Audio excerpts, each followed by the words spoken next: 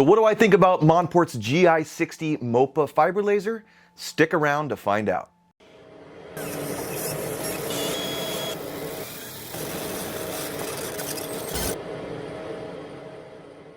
If you're new to the channel, welcome and thanks for joining me. If you've seen my other videos and are coming back for more, thank you very much. My name is Brett and this is my laser garage.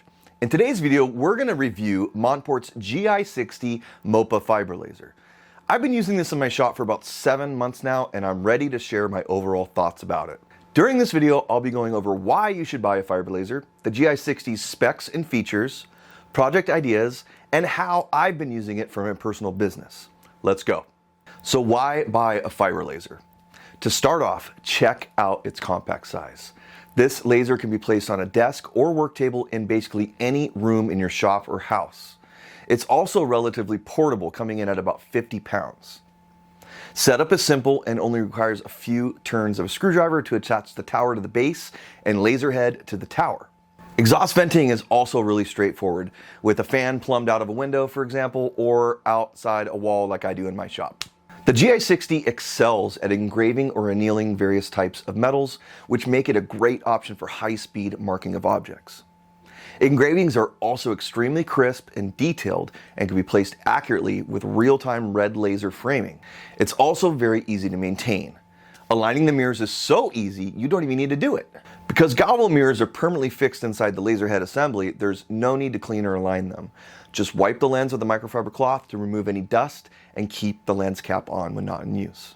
This model has a JPT M7 60-watt MOPA laser source, which operates in the 1064 nanometer wavelength. It's air-cooled and capable of engraving up to 10,000 millimeters a second.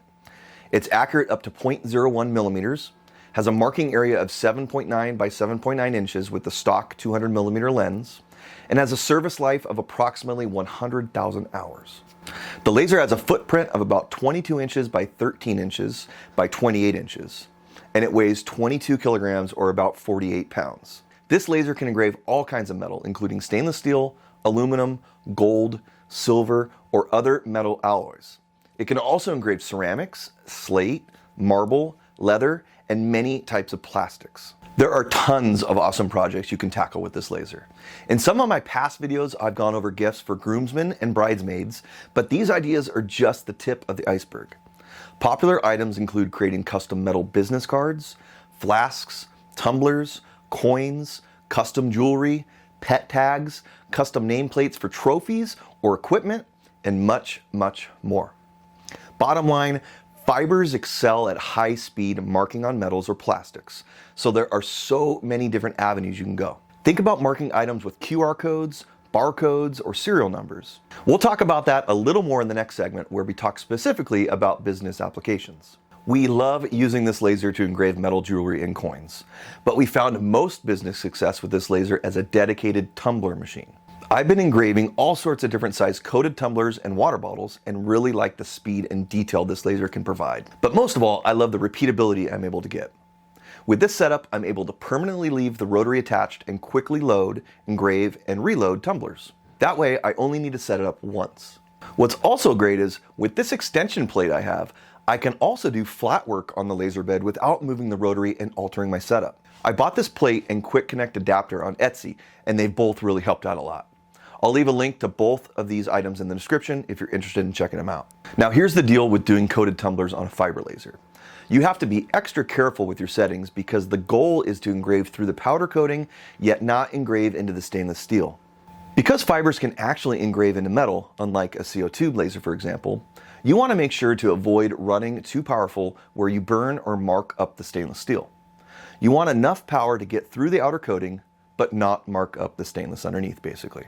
Like any laser project, this takes practice. My advice is, and this goes for fibers, CO2s, UV, whatever type of laser, you need to run material tests on the specific cup you intend to engrave in order to dial in everything.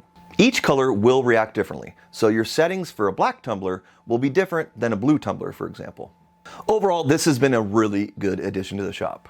Having the capability to engrave metal is a game changer and opens so many doors, and there is so much to explore.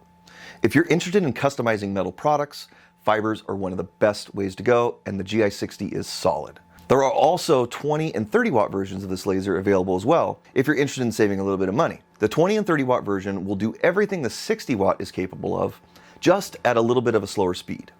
So for a hobby machine, those may be a good option. If you're planning to use a fiber for business though, I would definitely get a 60 watt.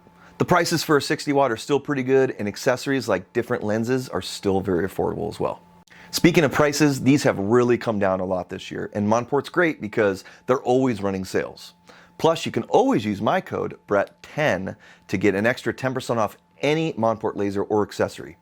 It's really never been more affordable to get into a fiber laser. So what do you think about the Monport GI60? Leave a comment down below and let me know, or comment if you have any questions about it or any fiber laser in general. If you enjoyed this video or it helped you out in some way, please give it a thumbs up. And if you really liked the video, please consider subscribing to the channel so you don't miss out on the next one. Have a good day, everyone, and I'll see you on the next one.